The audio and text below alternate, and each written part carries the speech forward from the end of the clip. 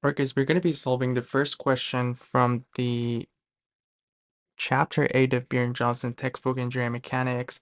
And in this one, we need to determine whether the block shown is in equilibrium or not. It's actually moving, and find the magnitude and the direction of friction force.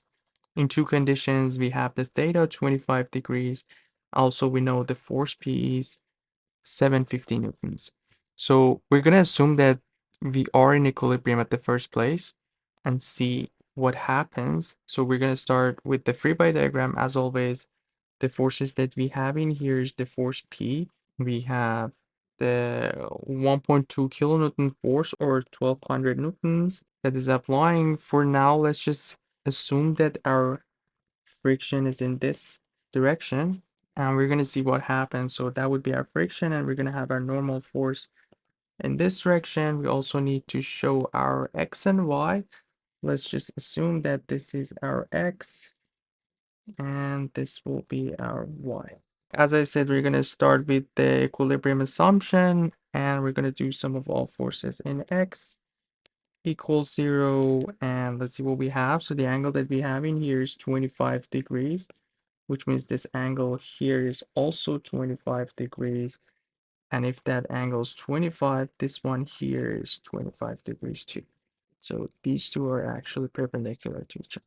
So let's go with the fx. So we have our f acting on positive x-axis. We have minus x component of p, which will be minus p cosine of 25 degrees.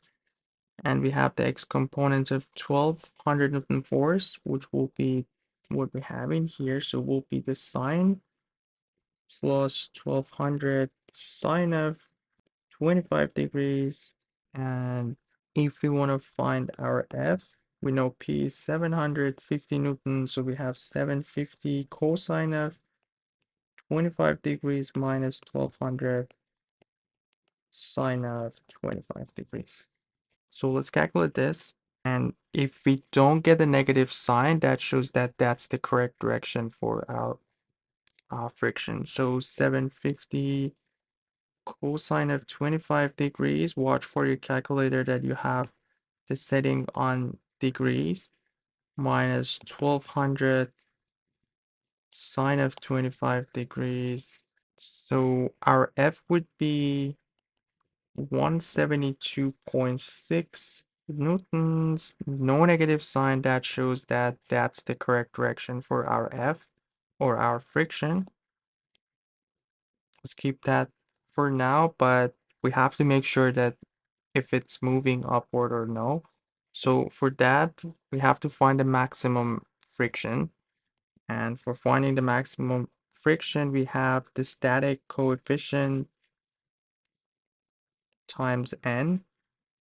So we have the static coefficient from the question, it's 0.35, but we need the normal force.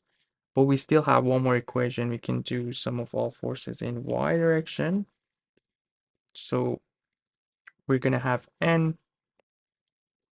We're going to have the y component of p, which will be in this direction. So minus p, or 750. This time we'll have sine of 25 degrees.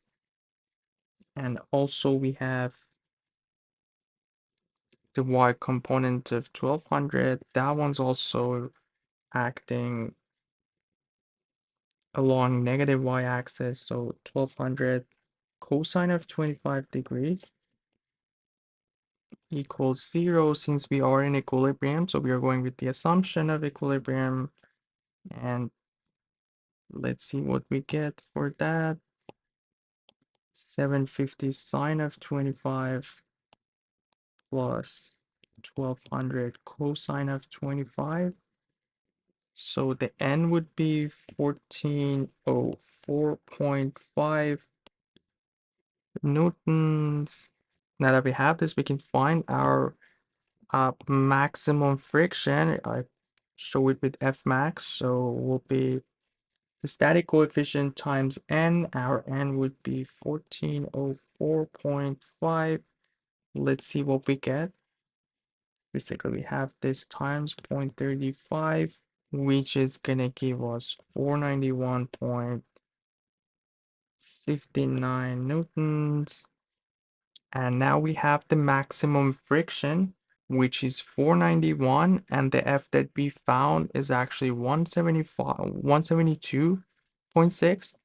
Since our F is less than our maximum friction, our F doesn't have that much power to move the box up the hill. So the assumption of equilibrium was actually correct, and the block is in equilibrium. One more thing, if we want to show the friction in here. So the angle that F makes with horizontal, or this angle right here, would be what we have as 25 degrees. So we can just show the angle like this, and this would be the final answer for F, since the question is asking for the magnitude and the direction of the friction force.